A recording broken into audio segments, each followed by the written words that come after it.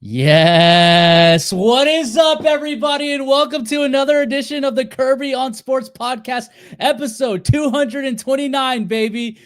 I am not your host, Josh Kirby. I am, of course, your three-time Pick'ems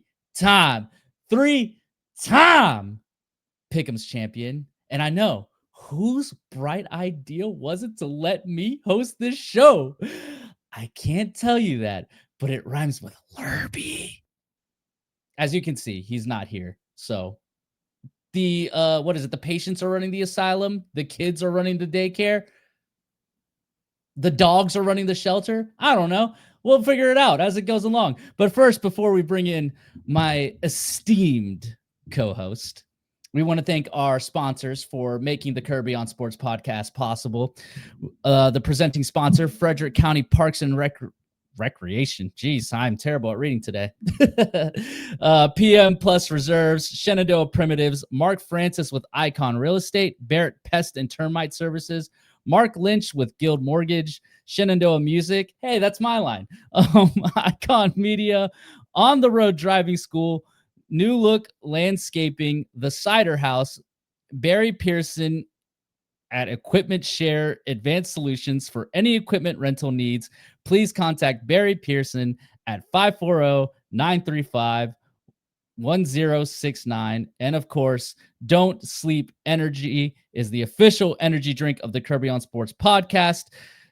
Go to www.don'tsleepenergy.com or Amazon and use promo code KOS podcast for 12% off your order every single time. Terrible ad read by me, but guess what? This isn't my normal gig. All right. So with all that being said, let's bring in this podcast's favorite number two, the Josh Allen to my Patrick Mahomes, Dan the Weapon Dembski. What's going on, Dan? Esteemed colleague, I believe it was to start. That was very kind of you. I must say, very fancy, esteemed colleague. Very esteemed, very esteemed. I'm doing well, man. What a crazy week of NFL football we saw. I know we're going to touch on a lot of it. So a lot. yeah. There was a lot of weird games, a lot of wacky stuff happened. So that 1 o'clock, that witching hour might be one of the craziest witching hours we've ever seen. A lot of special teams. Yeah. Big plays, I'll say. Big plays, baby. Big plays. Yeah. Crazy stuff, man. But yeah, I'm excited. I'm excited to be here. Excited to take over for Kirby. Not take over, but you know what I mean. For this episode. And it's not like we haven't done this before, you know? Exactly. We're pros. I think there was an episode last year we hosted. Just you and me? So. Was it last year? I can't remember. It was recently where Kirby couldn't make it and we took over. There was also 1 week where both of you couldn't make it and I had to do it by myself. That was fun. Trying to run this podcast by myself was really weird. But it's really hard to have no one to bounce nobody to bounce off of. Ooh. It's tough. That's hard, man. Anywho, let's go ahead and jump into the NFL headlines. We'll start with some injury news. So we had some major injuries this past week. Of course, CeeDee Lamb with a high ankle sprain. He's going to be out for 3 to 4 weeks. Some people are saying he's only going to miss like 2 to 3 games, but it usually takes a little bit to heal up. Nick Bosa, of course, has a torn ACL. He's done for the year. Mike Evans has a hamstring. It looks like they just came out and said that he's going to be out for 2 to 3 weeks with that hamstring. James Conner had that nasty injury during the Niners Cardinals game, so he's done for the season. Najee Harris, the Achilles injury strikes again. I don't know what's going on with sports in general right now where Achilles injuries are just left and right. And then, of course, Tyler Booker, the rookie guard from the Dallas Cowboys, he also has an ankle injury. He's going to be out for 6 weeks. Dan, which injury is the most what's the word I'm thinking of here? Like the most impactful injury, do you think? You know, it's just so tough. But I really think Mike Evans is up there for me. And I know he's had a lot of history of injuries. We know over the years he's been injured quite often. But I think the Bucs are in a unique position where that division they're in is fairly weak.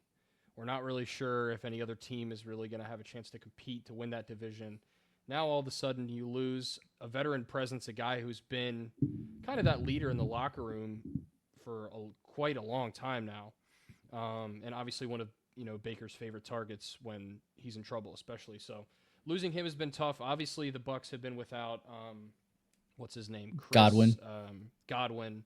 I think he's set to come back here either next week or the week after, the next couple weeks. He Mm-hmm. said so. That'll be good, but until then, it's going to be tough, I think, for this passing game that has clicked really well throughout the first 3 weeks of the season. So I think Mike Evans' impact, just the way the Bucks are situated, it could make things a little more interesting in the NFC South for sure. And again, losing his veteran presence in the locker room is also an understated, I think, a loss for this team as well. So it's so hard to pick one that's most impactful because I think all of these guys are important to their team. Like I put Bosa up there as well. I think Bosa's pretty close as well. I think Bosa's the most impactful, but I think with your argument for the Buccaneers is that at least they still have Mbuka, who has performed very well for a rookie.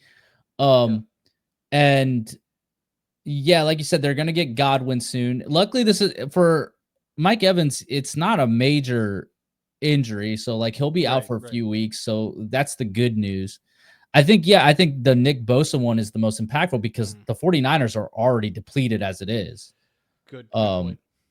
And I think after that, I think it is CeeDee Lamb. We saw what happened to the Cowboys as soon as CeeDee Lamb went out. They completely fell flat offensively. They lost their way completely, yeah. And there was plenty of other things that happened. That defense is atrocious in Dallas. But yeah, I think I would put Bosa at the top there. Yeah, I don't disagree. And then I think Mike Evans, like, yeah, that it's going to be impactful. But I think if any team can survive him being gone, it'll be the Buccaneers. Yeah. I think Dallas is going to, especially with Green Bay coming in town. I think CD is going to be. That's a tough one. A tick off Green Bay, by the way. That's going to be. Yeah, they're going to be out for. They're going to want some blood for sure. For some blood, yep, absolutely. So no, I don't know. The Najee Harris one was strange. I mean, here's a guy who didn't. God, I sound like Chris Collinsworth. Here's a guy. Here's that guy. Now here's a guy. A pass rush. And glazing Mahomes like crazy. I mean, I'm a Mahomes glazer, but he takes it to the extreme. He's the king of glazing. Anyways, Najee Harris, it's a weird injury. I mean, his time as a Charger has been strange. He went from being a guy who didn't miss any games in Pittsburgh. He comes to the Chargers, immediately gets an eye injury from a firework, and now he pops his Achilles. And it's like, what a run of bad luck for him. The James Conner one, that was unfortunate. Yeah, that's a bad and then I didn't even realize that Tyler Booker got hurt during that game. But I guess at that point I probably had already tuned out because that game was god awful. So the next headline that I got here is Jerry Jones says there's going to be no tribute video for Micah Parsons on his return to Dallas because he doesn't feel it's appropriate. What do you think?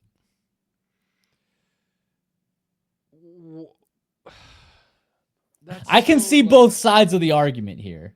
Yeah, I mean, maybe because I think it's different when you trade a player versus when you lose them to free agency or you lose them to just the nature of the NFL, the nature of the business.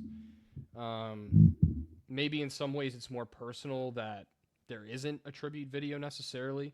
It's not like he's been, away from Dallas for 5 or 6 years and he's, in the sunset of his career, cough, cough, Joe Flacco. Type of vibe where it's like, okay, he's done all this stuff for our franchise. We appreciate that. We're going to sort of acknowledge that. So I think because he's still in the prime of his career, he's still an active player. I sort of see that side of it. But at the same time, like he was, one of the best defensive players the Cowboys have had in quite a long time. I mean, he was just a complete game wrecker. Obviously, he still is now. So it is kind of odd that like, I think there are hard feelings still there, quite frankly, on both sides of this.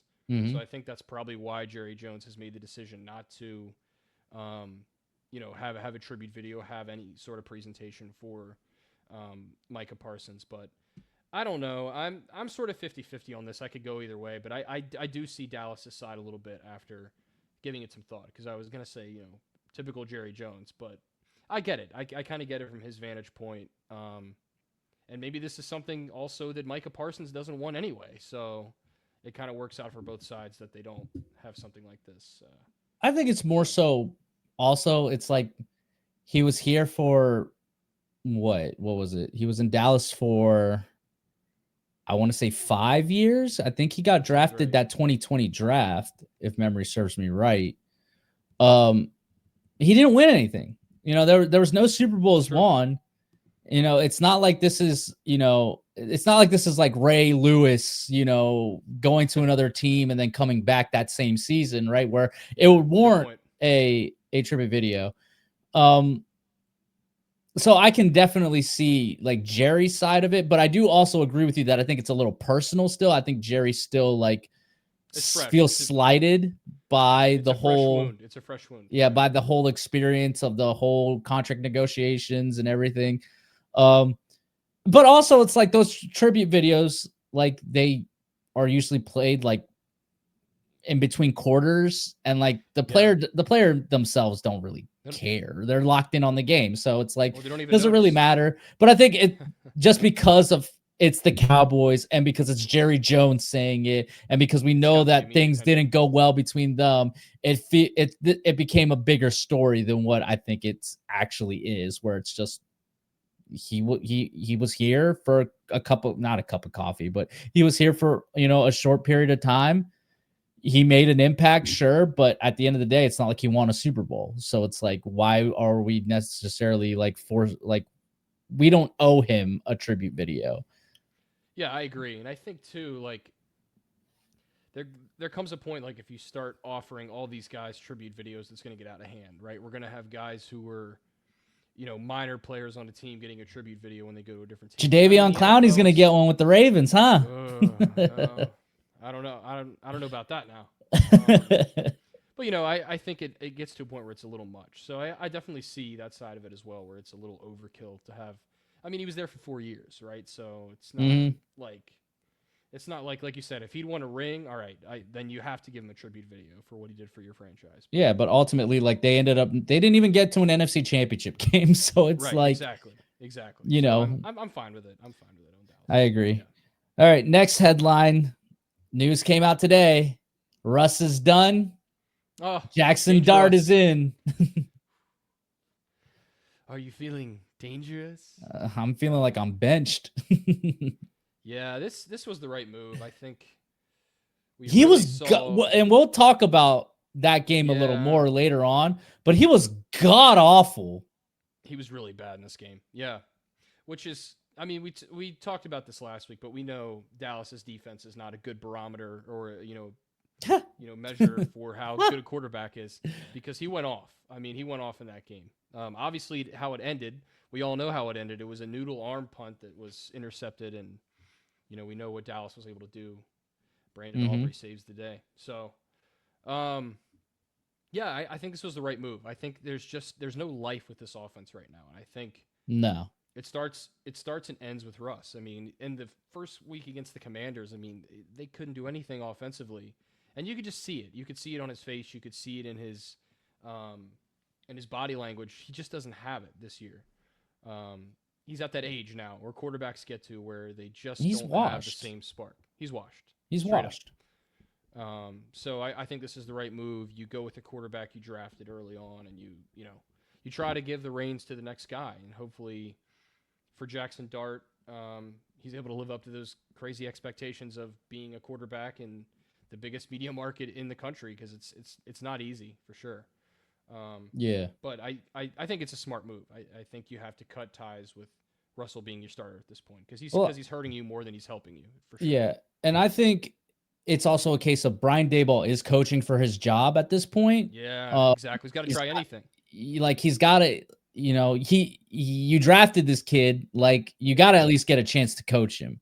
And I understand that there's a contingent of Giants fans. I know one of those people that that really truly believe that Jaxson Dart should not play a single down, or not. He's already played a down, but should not be a starter at all this season. And he should just stand on the sidelines and with a clipboard and just learn. Once again, and I tell him, I was like, look, that method, here we go, worked for Mahomes. Okay. Yeah, it's old. But why did it work for Patrick Mahomes? Because he got drafted to an already well-running franchise. He sat behind a Pro Bowl quarterback in Alex Smith. And again, Russell Wilson is a Super Bowl winner, but Alex Smith was still playing at the peak of it, like at the top of his game. You know, Great point. He had a legendary coach in Andy Reid. And it's just he walked into the perfect situation for him. The Giants are not that, right? No. The Giants have O-line problems. The Giants, and sure, again, Russ is a veteran, but he's not playing at the peak of his powers. So it's like, I would much rather this kid learn, on the job, like trial by fire, than sitting behind Russ, who at this point is 0-3 and is hitting the crossbar more than he's hitting Malik Neighbors, So like, so yeah, to me, I think this is the right move. You can tell the fan base gets super excited when he comes out there. And I don't know, there's just a different, when he was out there again, and like I said, we'll talk more about this game later, but when he was out there, it just felt like there was a different energy with the Giants, and they felt a little more dangerous. Funny. It was, you know what it was? It was a Tommy Cutlets vibe from last year. That's kind of what it was. Maybe it, not quite the same like circus. But I think because I do think Jaxson Dart actually, I think there is some juice to this kid. I think he's like, that's what I mean. He's super quick. I need to see him play a little more. Like, obviously, he's going to be challenged. He's not going to be like a super great quarterback this year. Right. But I think he's showing a lot of promise. And if the Giants can build around him and around Malik Neighbors, been the hard thing for them. Yeah.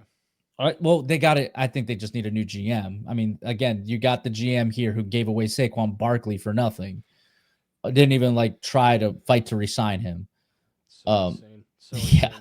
So I like the move. I think it's the right move for the Giants. And like I said, I understand that there's a contingent out there of Giants fans that don't believe that he should play, but I'm of the opinion of, hey, like, not that formula worked for one guy. It's not going to always work. We saw it not work for Dwayne Haskins, and he was behind Alex Smith too. Good point. Rest in peace, Dwayne Haskins. Yeah. We've seen it. Most quarterbacks, it doesn't work out. It doesn't, because it'll only work if you are in a again. Who did it work for? It worked for Aaron Rodgers. It's worked for Jordan Love. Why? Because the Packers are a well-run organization, right? It worked for the Chiefs because the Chiefs became they weren't always a well-run organization. We all know this. They sat in mediocrity for years, but they finally got a great coach and who put in the right infrastructure around them to be able to go and get a guy, and develop him for a year. The Giants don't have that. So I like this move. I think it's the right move. And yeah. I mean, there's a reason all these teams draft quarterbacks in the first round, right? I mean, it's because they're not good, straight up. I know Jaxson Dart was the 25th pick. I think he was 25th pick. So obviously not a top 5, top 10 pick, but it's like you said, it's a different situation. We're talking about a guy taken in the 3rd and 4th round, a guy that can sit behind for a little bit, because generally that's not how it goes now this day in the NFL. It used to be even guys drafted like outside of the top. Even guys drafted inside the top 5 who were quarterbacks generally sat for at least a little bit before they were thrown into it. Sometimes even a full season. So it's just not how it works this day and age. We're expected to see these rookies immediately come in and start. And that's why a lot of them are out of the league kind of quickly, because it's, they get washed out fast, and the NFL reality hits them quickly. So I hope that doesn't happen with Jaxson Dart. I don't think it will. Just because first of all, I think he's mobile. Very. Something that Russ has not been. Russ still thinks he's mobile. God bless him. He still tries to get outside the pocket and make plays, but he's just not there anymore. So I think that's the one thing Jaxson Dart is going to have to do behind this offensive line, which is a whole nother story for another day. But yeah, I'm excited to see how he plays, and hopefully inject some life into that offense and that team in general that desperately needs it. And Brian Daboll, I think he's eventually going to blow a gasket because he is closer and closer every game to just absolutely losing the top of his head. It's insane. So hopefully he Yeah. can get some chill pills as well with this new quarterback. Hopefully. All right, let's move on to the last headline that I have.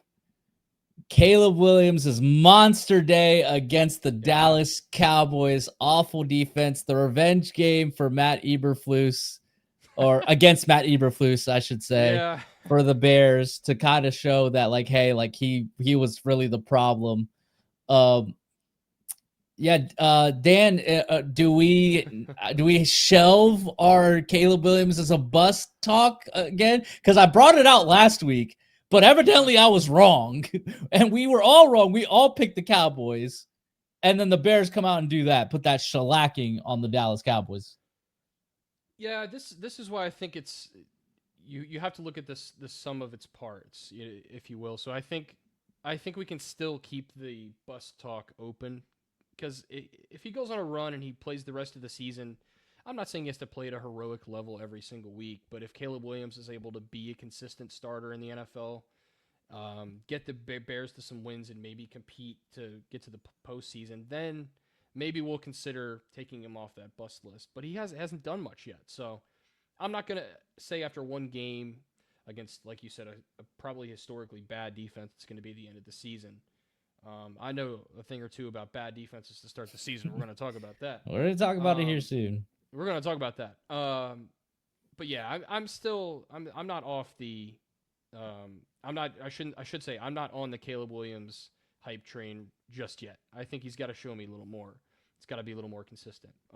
He had a historically great game, but the NFL is strange, man. We see, that phrase "any given Sunday" is especially early in the season, game. man. Yeah, like yeah. I always struggle early in the year to really get a feel of like how good a team is. You just can't until week 6 or 7. You really don't know kind of what you're dealing with. That's when you start to see, once teams enter their first bye week, that's kind of when you start to be able to judge. Okay, this team's good, this team's bad. So I'm not ready to jump off the bus train yet for Caleb Williams, but he could turn it around. I think he can. If he can continue to play at a consistent level, I'll consider taking him off the list. But he's still on it for me. Well, let's think about who they played so far, right? They played the Vikings, which have shown to be a good team, especially this past week. They played the Lions, who they just beat your team. We'll talk about it. And are kind of showing that, like, hey, that week 1 game against the Packers where they had an abysmal performance, maybe was, a one-time thing, and really they still are the Lions, and then of course they played, the Cowboys, and what did they do against the Cowboys? They lit them up, the way they should have done, because God knows that like Eberflus's defense is terrible. Like I've never seen a Dallas defense play that bad since 2020. When Mike McCarthy's first season before they got Dan Quinn. And it's just like they have the same, a lot of the same players from that era. And like they're just getting cooked out there. Like Diggs looks like, Diggs looks washed. And I'm like, dude, he's like still super young. Like there's no way he's this bad. So yeah, there's a lot to figure out on that side for Dallas. But yeah, I think I agree with you. I need to see more, but I think this was a good showing for Caleb by Caleb Williams that, like, hey, like, I do still have this in me. This is probably the best game I've played, since what he was in USC. I want to say, because I can't remember him having like a big game like this, as a pro. It hasn't in the NFL yet. Yeah. And yeah, I think that this game was very personal for the Bears because they were playing their old head coach, and it's clear that he just was not a good coach. Like, look at what he's done with the Cowboys. He doesn't, like, his defense is horrendous. Yeah, I think sub-headline, I think he'll be gone. Well, I think he'll be with him through the end of the season, but I don't see Matt Eberflus coming. I will say I do love Schottenheimer as the head coach of the Dallas Cowboys. I've really liked what I've seen. I think that this week was kind of weird just because they lost CeeDee Lamb, and then things just got out of control. And when you have a bad defense, it doesn't matter how. I mean, so I think your offense plays. They get a new defensive coordinator in next season. I do like the vibes that Schottenheimer has brought to the Dallas Cowboys. So, I mean, I'm not saying he's a perfect coach. I think there's a lot of things he needs to tweak for sure, but I do like that he's kind of brought this like low key energy about him, because like he's not Mike McCarthy, where it felt like Mike McCarthy was like always the talk, right? Like Schottenheimer's not the talk. Yeah. So yeah, I agree with that. I think injecting a team with a different kind of energy is key. And it may take time for Dallas to respond, and maybe that's why we're seeing the defense play as bad as they are. But also, they weren't great last year either, so they're just and they had Mike McCarthy last year, so yeah. So I just think it's a bad unit at this point. Yeah, I think we can safely say that. All right, well, that's it for headlines. We're going to take a quick break, and when we come back, we will talk about our teams. I'm not sure if we're talking about Kirby's team yet still, but we'll talk about our teams for sure. So we'll be right back.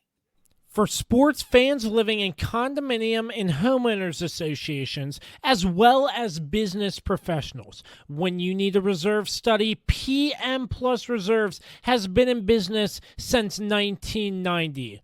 Their studies are accurate and easy to understand. Check them out when your association needs a study. www.pmplusreserves.com. You can also contact them at 703-803-8436. Once again, www.pmplusreserves.com. Is it finally time to upgrade your home's interior? How about with an authentic farm table made locally from recycled barnwood? Shenandoah Primitives, based right here in Winchester, Virginia, makes farm tables, benches, tables, coffee tables, and a long list of other items for your home decorating needs. At Shenandoah Primitives, function and style are combined for great furniture that will last generations. If you're interested in combining the industrial look of metal with wood, or considering something incredibly unique with a live edge, Shenandoah Primitives turns those ideas into reality. Thinking about a mirror, wine rack, or other accent piece for your home, Shenandoah Primitives can assist with that as well. As a local small business, Shenandoah Primitives is happy to work with each client for a custom design or schedule an appointment to come out and view current inventory. Local, high-quality, handmade items can be found at Shenandoah Primitives. Find us on Facebook and Instagram, or visit us at www.shenandoahprimitives.com. Once again, that's www.shenandoahprimitives.com. Hey there, Kirby on Sports Podcast fans. Mark Francis with Icon Real Estate here for you. Remember, if you have any real estate needs, buying or selling, I'm your guy. I would love to help you out. And you can also find me on my own personal podcast, Iconic Talk, where you get a chance to learn about the local real estate market and why Winchester is an amazing place to live. Reach out to me anytime, 540-247-1527, and find Iconic Talk anywhere you get your podcasts. And we're back. Carlos the Swiss Army Knife Martinez, your three-time pick'em champion, who, by the way, 959 days as your pick'ems champion. We are officially. I like how you had to put that in there. I have to, because we are officially 41 days away from the 1,000-day celebration. So stay tuned in November for that. It'll be a big event. You guys have no idea what I have planned, but just know it's huge. Anyways, here we go. Dan Dembski, of course, with me, my esteemed co-host. So let's go ahead and jump into the home field report. I believe that's what we call this segment. Yep, sounds We're right. just going to go ahead and just skip the Commanders because what is there really to talk about? They beat the Raiders. Yeah. Congratulations. Kirby would be more, I guess would be the better person to talk about them because like I really don't know much about like what necessarily happened. I know Dan Quinn got hit in the head and bled. He did. Got trucked by Marcus Mariota, and Marcus Mariota led him to a victory, and I picked that game wrong. I thought the Raiders were going to show me something more, but clearly not. You're not. So good for the Commanders. Hot start, 2-1, Yeah, and this game was kind of a surprise. Marcus Mariota impressed, a lot better than I thought. Also, I think the key thing for the Commanders, they ran the ball extremely well, which is something they really did not do in the other previous two games. So if they can keep that going, they'll be. If Jane Daniels is out, I'm not sure when his timetable. Probably. Yeah, I don't think they've really come out with the timetable yet. But even if he's out another week, I think they'll be all right as long as they can run the football. But I think that's. So we'll do a little Commanders talk. I think that's what will. I think this game will really benefit the Commanders in giving them confidence that they can give Jaden more time to heal up because they're like, look, Marcus ran he ran the team just fine. We still won. Who are they up against this week? The Atlanta Falcons. I think Marcus Mariota can handle them just fine if they don't want to risk Jaden Daniels yet and give him another week to heal up. I think they're in a good spot right now with what they have. So good win by them. Like you said, they ran the ball well. So congrats, Kirby. 2-1. Yeah. His team's doing great, and he's doing great on the pick'ems. We'll talk about that later too. He's off to a hot start. He's off to a hot start, but he doesn't say anything. Don't say anything. He won't say anything. He won't. I mean, he would have said something. Well, I didn't really put up a final update in our group chat, but he won't say anything. He knows better. He knows better now. I know not to say anything. Well, look, we're only I've been good about it. We're only a month into the season. Anything can happen. And like we've told him before, you have experienced this. You were in the lead for a majority of the season, and then two seasons in a row you were there. And it came down to the very last game, and then that's when I took over. But anywho, let's go ahead and talk about my team since my team played first. We played Sunday night at the Meadowlands at MetLife Stadium.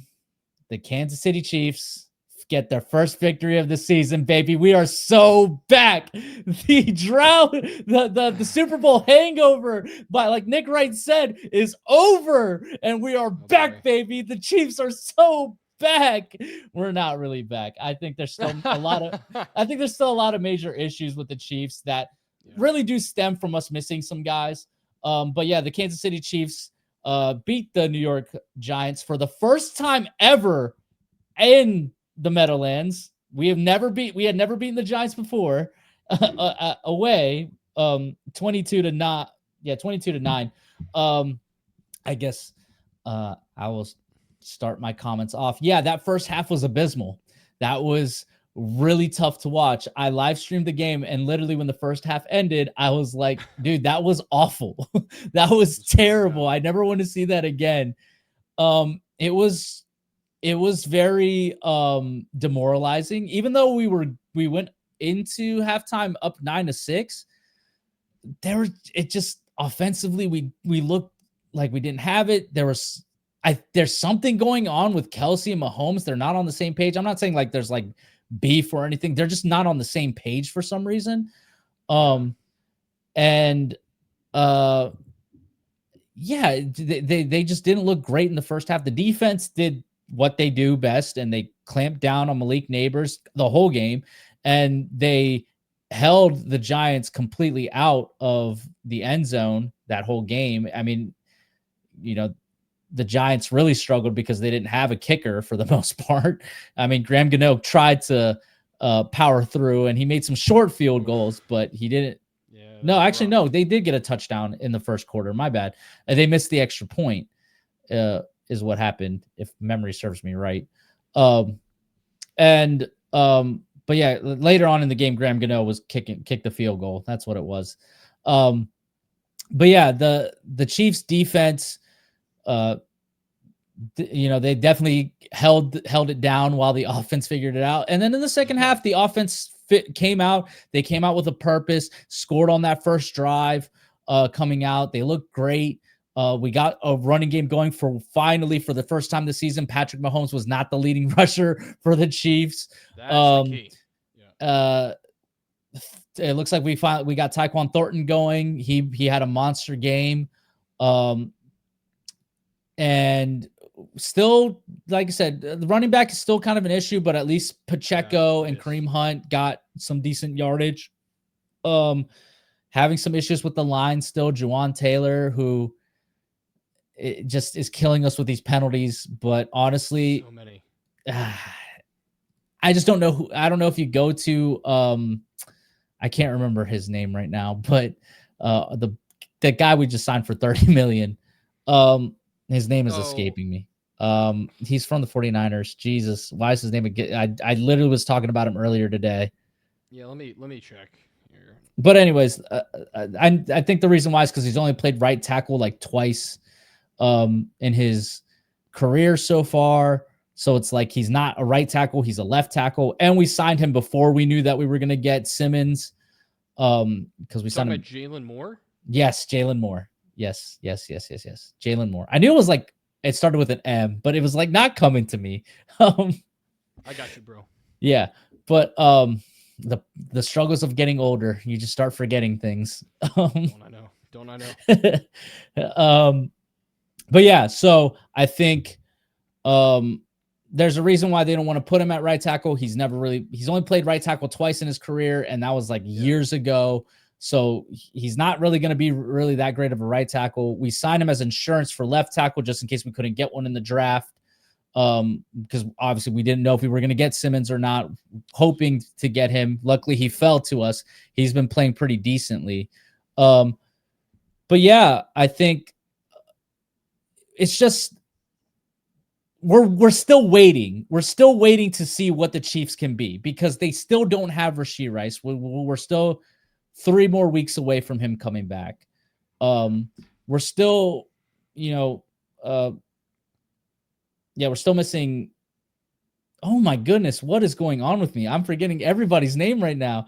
Xavier Worthy, Jesus, my goodness. Yeah. Yeah, we're still missing Xavier Worthy. There was talks that maybe he could play in this game, but luckily I think they made the right decision in holding him out because he had, he had a high chance of re-injuring it and then needing the surgery and being out for the season.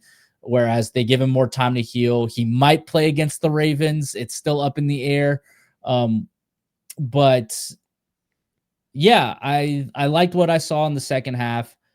There was a little more creativity with the offense, but also like keeping it simple at the same time, if that makes sense. And yeah, I was pleased with the second half. I'm not pleased with the first half, I think that's been the issue with the Chiefs this season.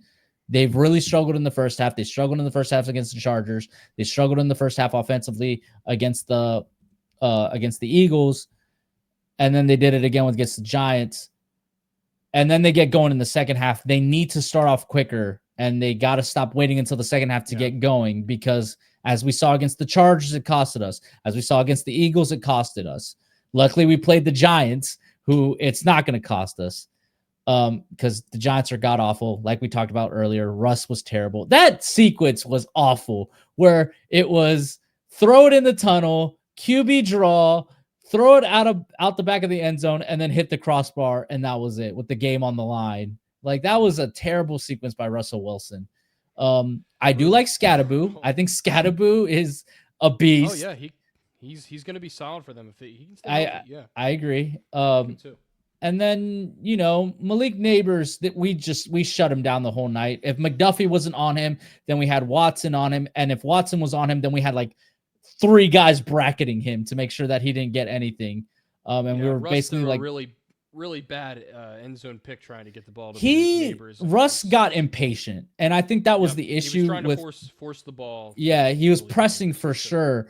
And I think that's why that game last week against Dallas for them was actually a bad thing, because then he started feeling himself and he was wanting to throw the deep balls like crazy against his Chiefs defense, but we weren't giving him anything, to a point where he just got impatient and just like was just trying to sling it. So, yeah, I mean, I was happy with the second half, disappointed with the first half. There's still a lot that needs to be figured out. There's still a pressure issue on quarterbacks, and now we got you guys coming into town, who I'm pretty sure you guys don't want to be the guys to fall 1-3. We don't want to be the guys to fall 1-3s. It's at Arrowhead, so there's a lot to be figured out. But Dan, what did you think of the Chiefs' performance? I know you put at the end of the first half that this is an absolute snooze fest, and I did not disagree with you. It was terrible. But yeah, what are your thoughts on the Chiefs? And how do you feel? I mean, this is the Chiefs, right? They've had slow starts. They had a slow start last year, and was kind of similar to this. And again, we talked about some of the issues. I mean, you mentioned it at the top.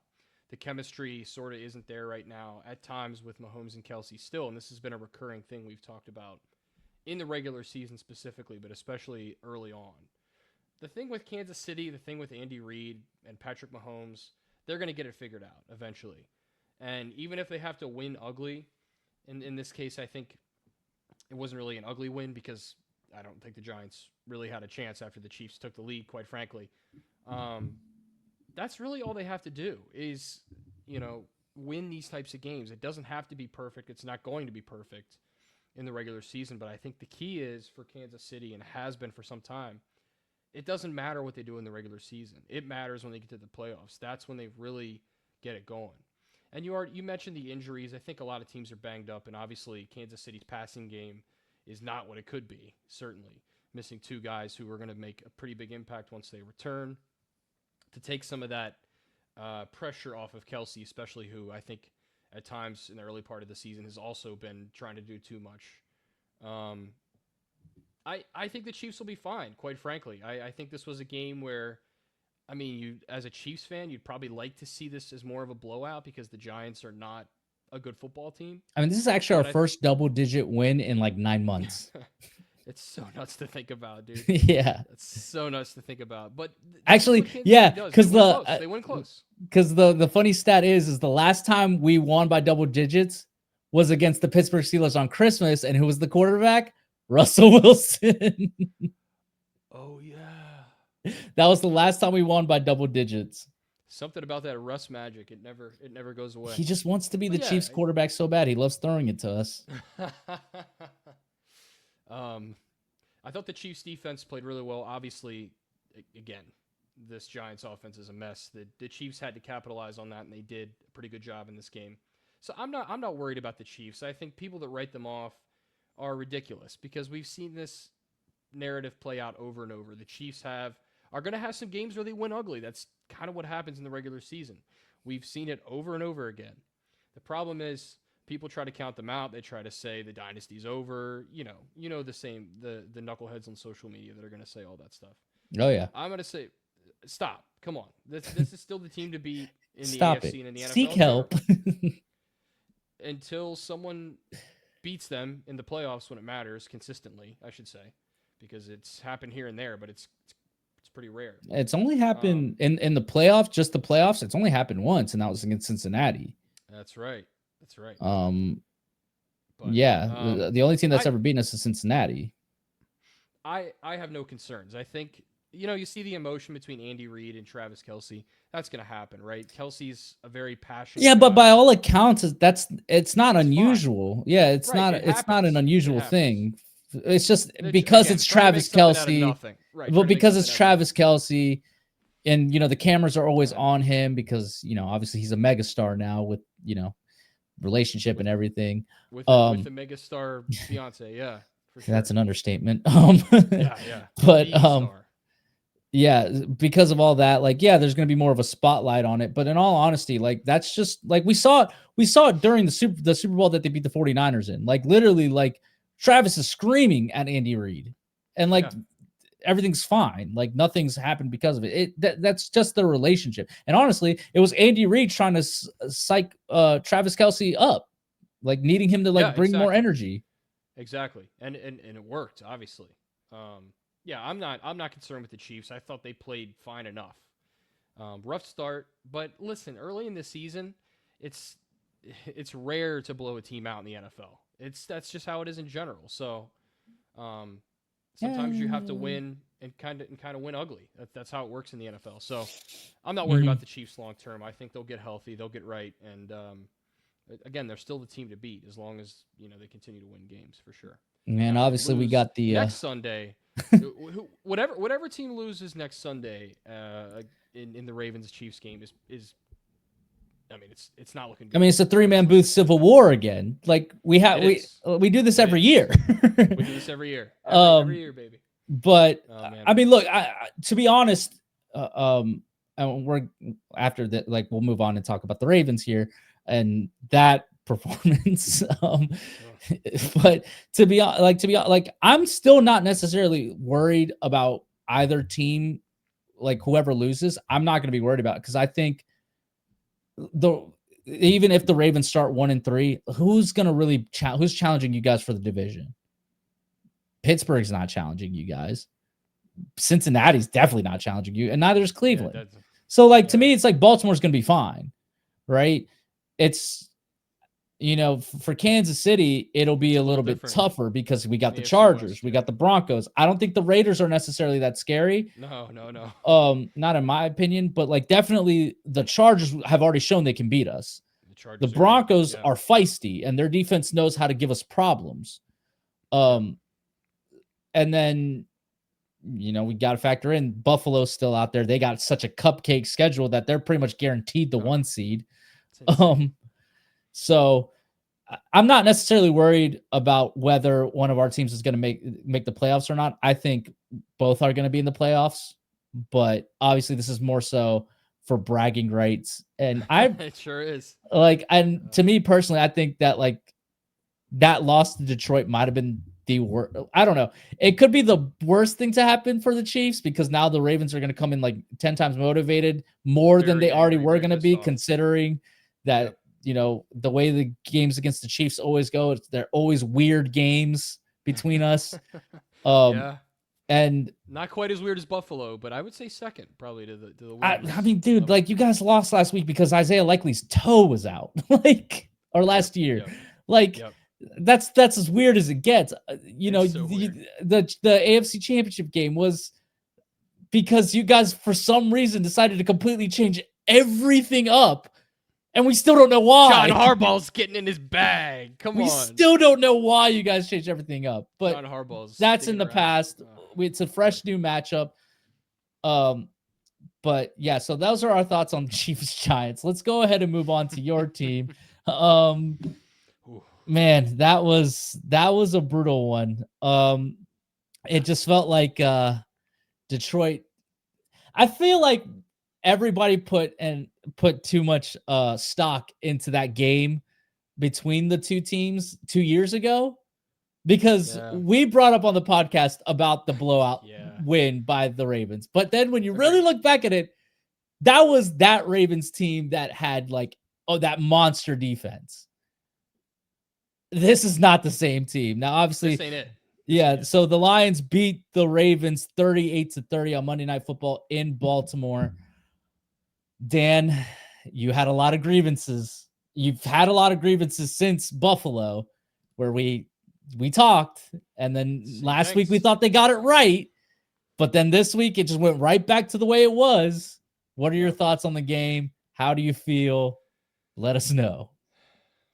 So coming into this game, I think obviously the Ravens a little banged up defensively, missing 2 pass rushers, obviously with Nnamdi Madubuike and Kyle Van Noy out.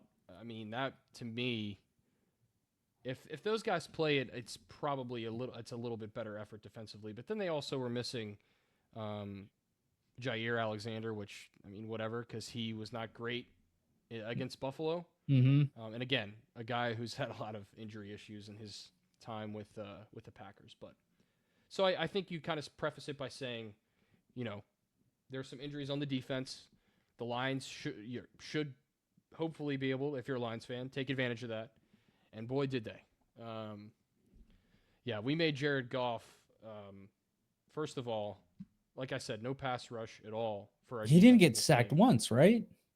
Didn't get sacked once. And honestly, didn't get hit a ton of times. I could maybe count on one hand how many times he got hit in the pocket while delivering a pass. I would say maybe 3 or 4 times at most. And a lot of those hits were, he was holding onto the ball forever, trying to wait for receivers to come open. So this was a total and utter failure. You're at home. It's a primetime game. We know the reputation for the Ravens at home in a primetime environment. We know at Lamar, night too. We've been to a night game. We've been to a night game, and the atmosphere's electric. There's nothing like it. And this was a total failure, I think, quite frankly, especially on the defensive side of the ball. I'm going to talk about the offense as well. I don't understand. I think Zach Orr, a defensive coordinator, I think, quite frankly, he's out of his element on his own in this situation. And I think if you go back to last year, the Ravens, I think it was about week 6 or 7. I'd have to go back and look. Their defense, if you remember, to start last season, was struggled immensely, quite similarly to what we've seen now. And also, they were 1-2 to start the season as well. So, kind of similar paths as has played out to this point. The difference was, I think we had played our toughest games at the beginning of last year, and then our schedule was kind of favorable down the stretch. But where was I going with that? Yeah, week 6 or 7 last year, the Ravens brought in Dean Pease, who was their defensive coordinator many moons ago, to sort of help Zach Orr, as a consultant type of role, to help him bring the defense up to speed and up to snuff. And the Ravens defense after that was immensely better. I just think right now, Zach Orr on his own, he's not able to figure it out, right? He calls blitzes at inopportune times. And by the way, the blitzes didn't even get to Goff. So even if you're bringing, blitzing Kyle Hamilton, which they actually didn't do a ton last night, I think maybe again a couple of times, which was something last year that they were like, Kyle Hamilton is a beast. He can play anywhere on the field. But we didn't really see any creative blitzes last night, I think was a big part of the problem. And first of all, they couldn't get pressure generally. So the other problem, and I think for the Ravens, this is a big personnel issue defensively, is their defensive backs are just not good, quite frankly. Yeah. They're not able to cover man-to-man consistently well. And with the time Jared Goff had to throw the ball, those guys were getting open time and time again. So, again, it's a combination of no pass rush, quarterback has all day to throw, and Goff could just stand back there and make a Thanksgiving dinner before he made a decision. It was crazy. It was terrible. I haven't seen, this is a Ravens team historically, really, that's always had a good defense, that's always brought pressure as well. And I think dialed it up in good ways. They didn't do any of that last night. They seemed to be conservative for whatever reason. And then, leaving their corners on an island too often. And then just general miscommunications in the secondary that led to some big plays as well. Amon-Ra St. Brown, he killed us in this game. He was Sonic and Knuckles killed you guys too. Yeah, exactly. So it was just a complete failure defensively. Obviously forced no turnovers. This is a problem we've talked about with the Ravens for a while. When they don't force turnovers, it's usually a loss, right? This is a defense in the past. You talked about 2 years ago. What were they known for 2 years ago? We know Lamar was incredible in 2023, but that defense really took them. And I still would say Lamar's been incredible. He was incredible last year. He's been incredible so far this season. He played great in this game. I have no complaints. I do have a couple complaints with him. That's kind of it with the defense. I think really it was a total unit failure. The Ravens did not adjust coming out of halftime, which is something, again, that I feel like in the past they've done a much better job of. At changing up their defensive coverages, dialing up some special blitz packages, doing anything to throw the Lions off. They didn't do any of that. So the Lions were pretty much able to, run and pass as freely as they wanted. And again, David Montgomery and who's their other back? Jahmyr Gibbs. They crushed. I mean, they killed us. They killed us. And their offensive line was just they just bullied us up and down the field all night. So you add all those things together, and even though your offense scores 30 points, you still lose. So at this point, the Ravens have given up. I think it was 111 points, which is just insane through 3 quarters. Yeah. Oh yeah. I'd have to look and see where they rank. They have to have given up the most points in the NFL right now. Let me check real quick. I'm gonna see. Yeah. While you look that up, I'll throw it. Yeah, I'll throw it. Yeah. While you look that up, I will agree that defense was just getting carved up all night. It was a terrible performance, and I was only half watching for like maybe a good like majority of like the first part of the game because I was watching Monday Night Raw at the same time. But I felt like every time I looked over. It felt like every time I looked over, like I was seeing like Jahmyr Gibbs or just somebody like just running it up the throat of the Ravens, or the Ravens like just getting carved up in the pass game too. Like Jared Goff was thrown all over, and then what's going on with Derrick Henry? I've never seen this man has fumbled 3 times in 3 games. It's insane. What's going on? I don't get it.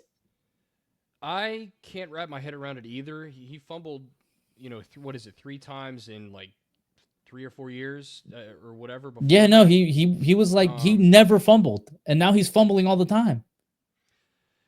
I think it's a case now where he's.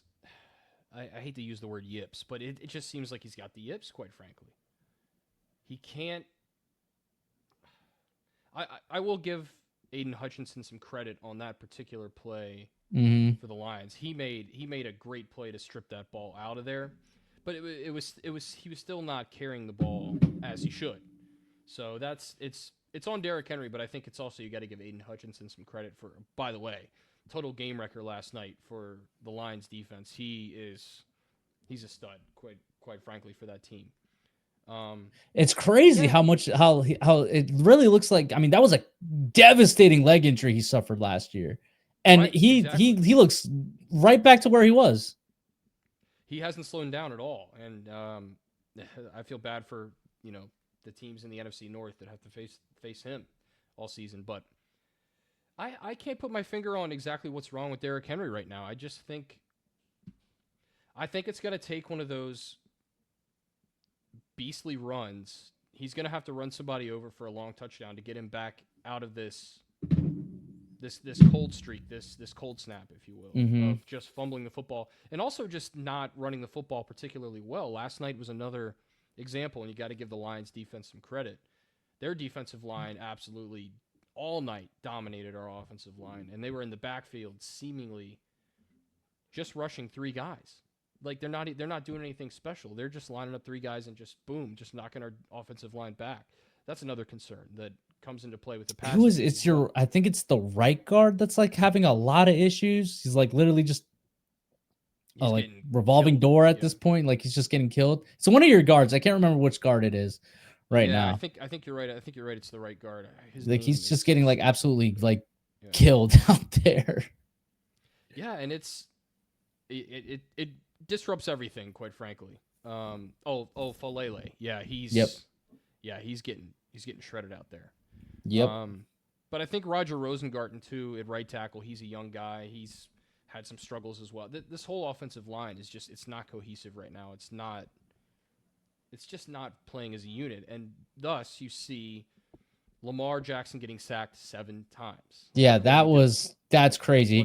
He got sacked 7 times, and Jared Goff got sacked no times. 0. Yeah. So, and again, I think some of that too, Lamar trying to do too much. We've talked about this before, and holding on to the ball and not throwing the ball away, which is something he really has got to fix because he's taken too many big losses in these games. 6 or 7 yard losses on a first or second down is going to kill your drive. It's over at that point. So I think that's one thing Lamar really has to do a better job of. Otherwise, I thought he played pretty well, quite frankly. Yeah, I agree.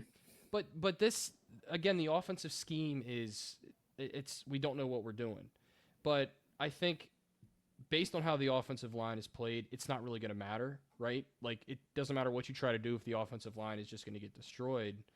You're not going to be able to run or pass, so it's you're going to need Lamar to make Lamar plays, which last night he wasn't able to really have a big run, breakaway run like he usually does. And the Lions did a great job of tackling him as he was trying to get outside the pocket on several occasions, at least 3 or 4 times that looked like he was going to break it. So the Ravens have a lot of concerns right now. I think, obviously, offense. I think they have the same issue on both sides of the ball. I think it's the line. Obviously, the larger concern for me is the offensive line, because if you don't get that right, Derrick Henry's going to continue to struggle. You're not going to be able to run outside. You're not going to be able to run off tackle, which the Ravens tried to run a couple toss plays, couple sweeps, and again, they couldn't run between the tackles. They couldn't run outside tackle, so it's concerning for me as a fan, because again, it puts all the pressure on Lamar Jackson. We know last night he didn't turn the ball over, but in those situations, it's going to happen sooner or later, right? Like the dam's going to break and he's going to make a mistake. The Lions, you got to give them credit. Their defense was lights out in this game, and I think obviously it's the biggest difference in this game. But you could say their offense was also lights out.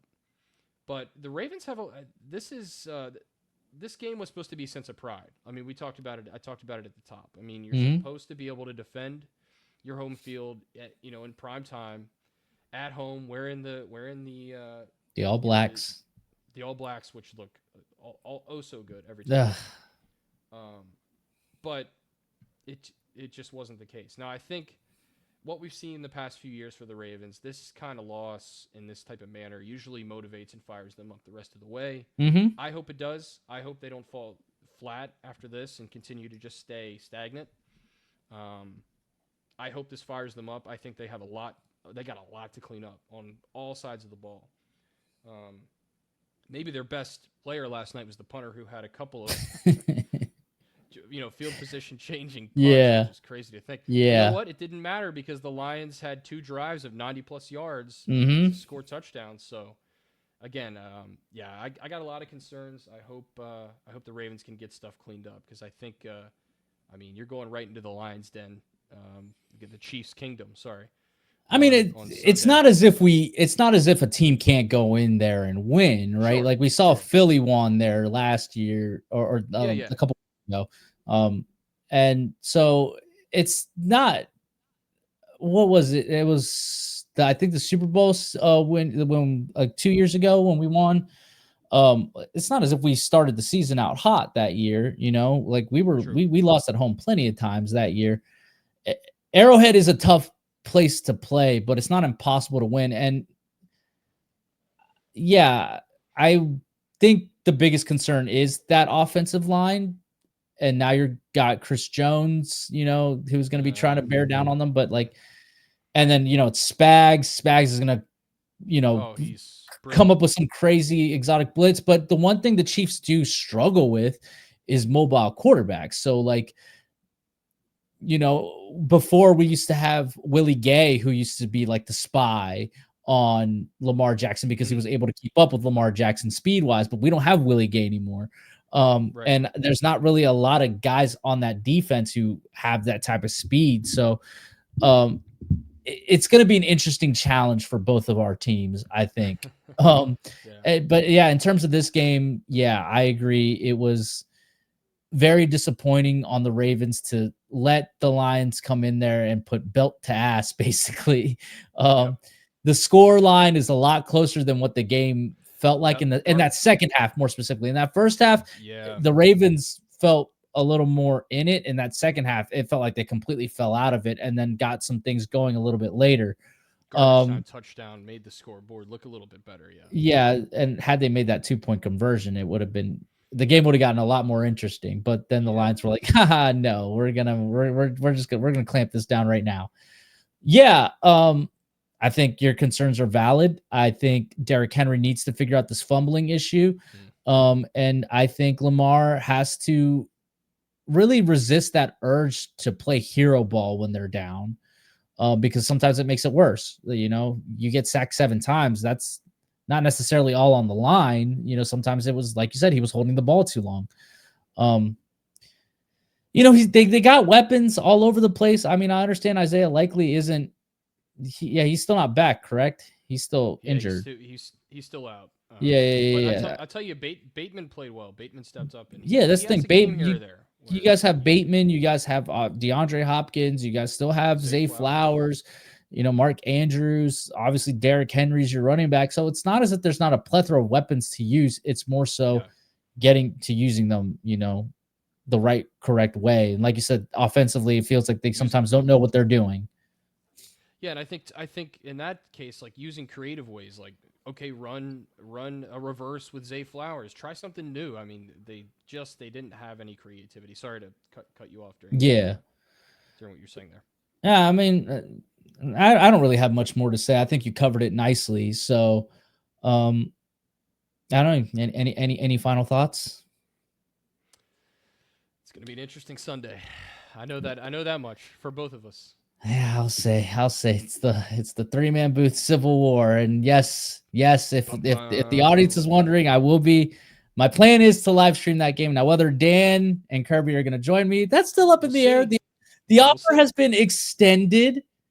Now, whether they join me is another question, but we'll see. We'll see what happens. But all right, so with that, we will take another break, and when we come back, it is America's favorite segment, the Kirby on Sports Pick'ems for Week 4. I'm not sure that's the one. The Cider House is now open on East Piccadilly Street in downtown Winchester. The Cider House is open starting at noon Wednesday to Sunday. Stop in for a wide variety of ciders on draft, as well as 4 Virginia beers, wine, and ready-to-drink canned cocktails. Don't miss our lunch specials featuring our house salad. We also have dinner specials too. Stop in today at the Cider House, located on Piccadilly Street in downtown Winchester. You may have heard the saying, it's not if your home will get termites, it's when. At Barrett Pest and Termite Services, we're doing our best to refute that saying one home at a time. Our thorough inspections and treatments are designed to keep your home or business termite-free. Termites cause $5 billion in damages every year. A preemptive inspection is one of the best ways to keep that from happening to you. Because once you see evidence of termites with the naked eye, you can be sure they've already been at work for some time. Put a stop to termites and the damage they do by calling Barrett Pest and Termite Services 540-340-3922. Barrett Pest and Termite Services 540-340-3922. Frederick County Parks and Recreation announces Bluegrass and Barbecue, a free community concert held at the amphitheater behind Bowman Library in Stevens City, Virginia. On October 4th from 12 to 5, come out to the amphitheater at Bowman Library to enjoy numerous musical talents and some food vendors for an enjoyable afternoon of music with Bluegrass and Barbecue. For more information, you can check out the website fcprd.net. Fall is here, and New Look Landscaping has everything your home needs to look its best. Brighten your yard with colorful mums available now. And don't forget, New Look offers professional power washing to give your home a fresh, clean look. Call New Look Landscaping today at 540-327-1244 or email them 2025.nullook@gmail.com. Are you looking to take the final steps in order to get your driver's license? Look no further. On the Road Driving School offers teen and adult driving, along with classroom sessions for teens and adults, DMV re-exam classes, and driver improvement classes. On the Road Driving School has what you need in order to get on the road. Contact them today at 540-869-6105. That's On the Road Driving School. 540-869-6105. On the Road Driving School will get you on the road. It's Jason, General Manager at Shenandoah Music, here to tell you all about... Jay, what are you doing here? Well, Matt, I'm trying to tell the people about our selection of guitars, basses, keyboards, drum sets. I know that, but I always do the radio spots. You get to have all the fun. I want to tell everyone about our huge selection, unbeatable prices, unmatched service, and in-depth knowledge. Jay, I really don't think now is the time to discuss. So remember, folks, when you think music, think Shenandoah Music in Winchester. That's my line. All right, welcome back. Woo. It's time for America's favorite segment from this good to average podcast, the Kirby on Sports Week 4 Pick'ems. Here we go. So here are the standings. Yes, ladies and gentlemen, it's still happening. Ooh. Josh Kirby's still in first place at 14-4, having an absolute banger of a start to the season. But we'll see if it can continue. We're only a quarter of the way through the season. We still got 3 more quarters to go. I won't lie, kind of had me in the first half, but I'll get my bearings.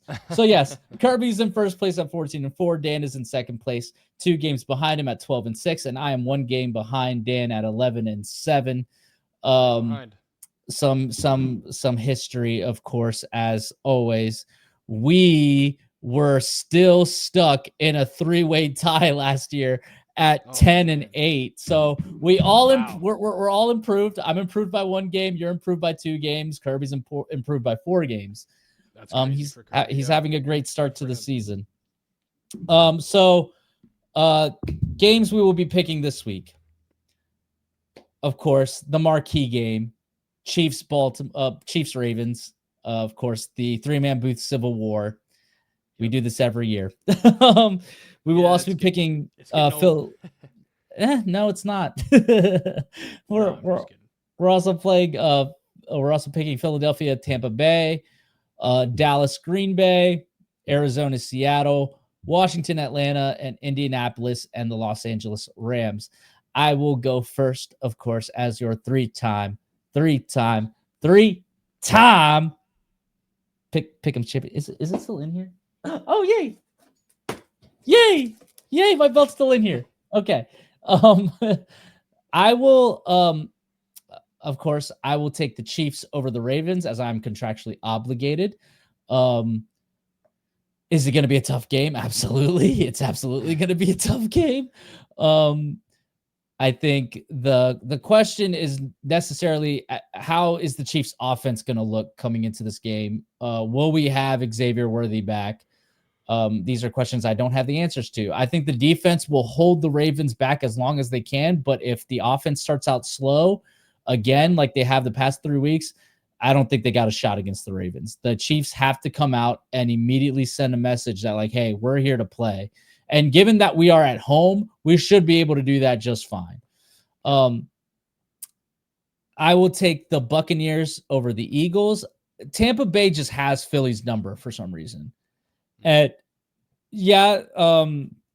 obviously not having Mike Evans is going to hurt, but I don't know. There's just a fire under Baker Mayfield right now. And I could probably be wrong about this game. But I have a good feeling about the Bucs. I'm going to take the Packers over the Cowboys. We've seen the Cowboys defense is terrible. And Micah Parsons is going to come in motivated and wanting to wreck shop basically. And I just think the Packers just have a better team overall. I think if Dallas can figure out their offensive woes without CeeDee Lamb, they can at least make it competitive on the score line. But I think overall, Micah Parsons is going to make that impactful play like he always does, and that'll be game. I'm going to take the Seahawks over the Cardinals. I just think the Seahawks are a better team. That's it. I'm going to take the Commanders over the Falcons. I really didn't like what I saw from the Falcons against the Panthers, and Washington's a way better team than the Panthers are. So we'll see. I'm just going to go Commanders. I think it's a safer pick. And then I'm going to go with the Rams over the Colts just because I just think the Rams are a better team. That's the reason why I'm picking them. I like that. That's it. I think the Colts are kind of that Cinderella 3-0 team right now. and I think the Rams are like just a legitimately good team, whereas the Colts are like, oh, you guys are taking us by surprise. But let's be honest, They're you guys here. aren't really that Yeah. good. Should I go ahead and just read Kirby's picks? Sure. Yeah. All right, yeah. Since the Stooge isn't here, I'll go ahead and go line off his picks real quick. So he's gonna pick the Ravens because he loves to copy Dan. He's gonna pick the Bucks because he loves to copy me. He's gonna pick the Packers because he's bland and doesn't want to add any spice to life and wants to just choose whatever we choose. He chose the Seahawks the same way because if Kirby was a spice, he'd be flour. And he's going to pick the Commanders because he's contractually obligated. And then he's going to pick the Rams because, God forbid, he picks something different than me aside from the Ravens. And let's not forget, if he was a food, he'd be cream cheese. Let's not forget. Cream cheese always Pretty strikes. I mean, he struck again last night. He with that god awful trying to figure out where you're going for vacation, and then being like, "Oh, I've never." You telling him in an undisclosed location. He's like, "I've never heard of an undisclosed location before. Does it have a lot of things to do?" And I was like, "Kirby, you're like a 55-year-old man, bro. Like, what are we doing got too much here?" time. He's got too much time in the evening. Anyways, well, with that being said, we will now throw it to this podcast's favorite number 2. Once again, my esteemed co-host, the Josh Allen to my Patrick Mahomes, Dan Dembski. Thank you, Carlos, Mr. Three-time Pick'em champion. So I'm going to pick the Baltimore Ravens over the Kansas City Chiefs. I'm contractually obligated. I think this game is going to go a long way. As Carlos alluded to the Chiefs offense, I think this game is going to go a long way to show where that Ravens defense is after a hard week against a really good offense and a really good quarterback. Can they bounce back against Patrick Mahomes? It's going to be a tough assignment. I really think it's going to be hard. On the road in Arrowhead, we all know how tough that is. But I think the Ravens do bounce back. I think it's, like Carlos said, a very tight, contested game. Probably a lot of high pulse rates in this game for both of us, Carlos. But I think the Ravens are able to pull out the win. I'm going to take the Eagles over the Bucks. Carlos alluded to this. The Bucks have had the Eagles' number. I believe the Eagles have won just one time since 2021 against Tampa, and last year, of course, the Bucks beat them down. They're the last team to like legitimately beat the Eagles, because obviously the Commanders beat them, but that was without Jalen Hurts. Yeah, it was a much different team. So I think this is a game where Jalen Hurts and this team gets right against Tampa Bay. I know it's on the road, but the Eagles have won ugly so far. But I think maybe that continues here. Maybe not ugly is the word. Maybe just close.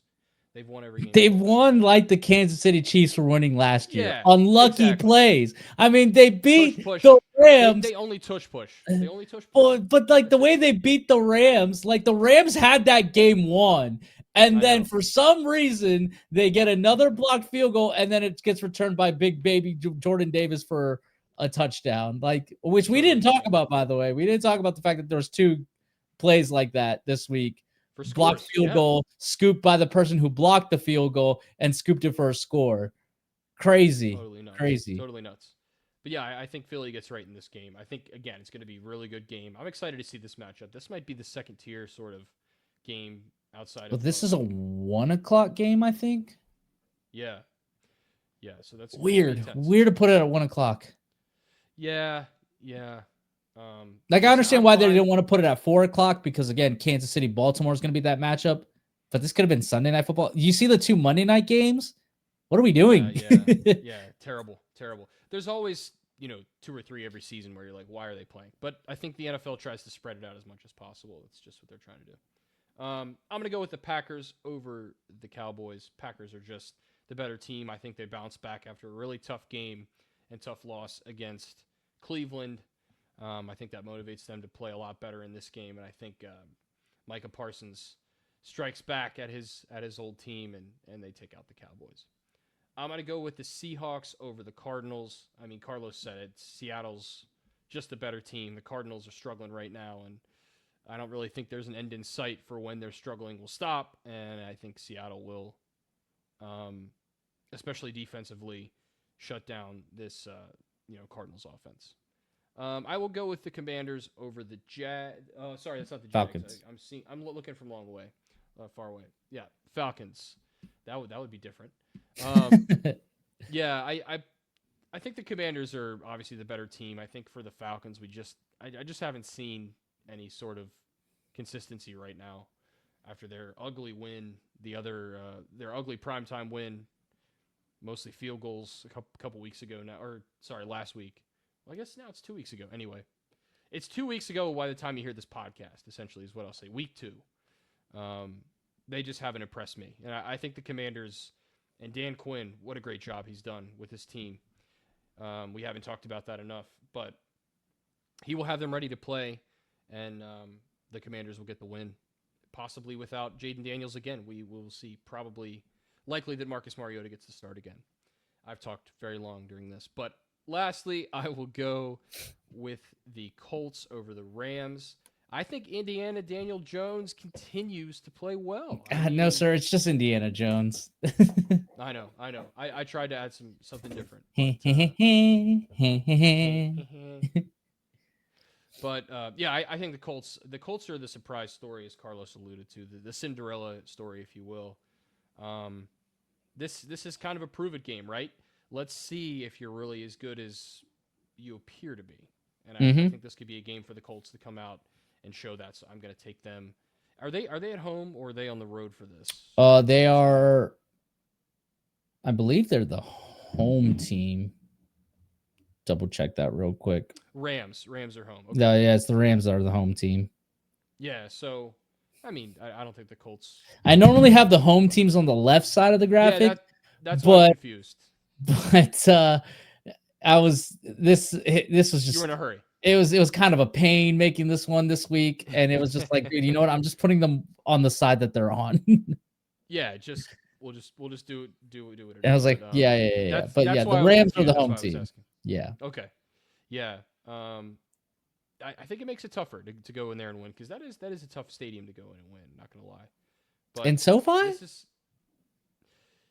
Yeah. It's not. Listen, it's not like, your top. I don't know, man. I mean, the Chargers finally, it seems like they're getting some fans, but I don't necessarily know about the Rams yet. Well, maybe what it is for me is like the time change. I know it's not, 100% east to west, but it's I guess a time difference. I guess it's hard. It's harder for those teams on the eastern, not Eastern time, but like on the eastern side of the country to travel west and win. I think so. Maybe that's why I think the Colts won't really have an issue going on the road. But again, this is a prove-it game for Daniel Jones. Are they legitimate? Like this is the game I think. If they beat the Rams and they beat them in convincing fashion, then we do have to start talking about the Colts actually being good. Really good. Yeah. 100%. Those are my picks. And obviously Carlos read the Stooges, so we don't have to go through those, but this competition is heating up, Carlos. The 3-man booth pick'em is oof. Yeah, it's every year. Especially last year. Last year was probably the most intense it ever was, because Kirby was actually in it, whereas the Super Bowl. Yeah. Well, no. By the Super Bowl, we knew I had won it because everybody picked the Chiefs. Second and third. Yeah. Well, yeah, everybody had picked the Chiefs, so it was like, oh, okay, so there's like, I'm just gonna be a game up. Like, there's not gonna be a tie situation where we have to use tie-breaking rules and things like that. It's a matter of the order after that. And then obviously it came out. You came in second. He came last due to tie-breaking stuff. It was a brutal night for him. But he's bounced back very well. He's in first place here. So those are our picks. We will post these up on the socials. Kirby will put them up on the socials, and go ahead and pick along with us. Please, some engagement on those, please. We want to see your guys' picks. We want to see you guys compete against us. With all that being said, I guess we're at the end of the show. Dan, we're at the end of the program. This was fun as always. Good time. Really good, Carlos. My esteemed co-host. Kirby should be back next week, hopefully.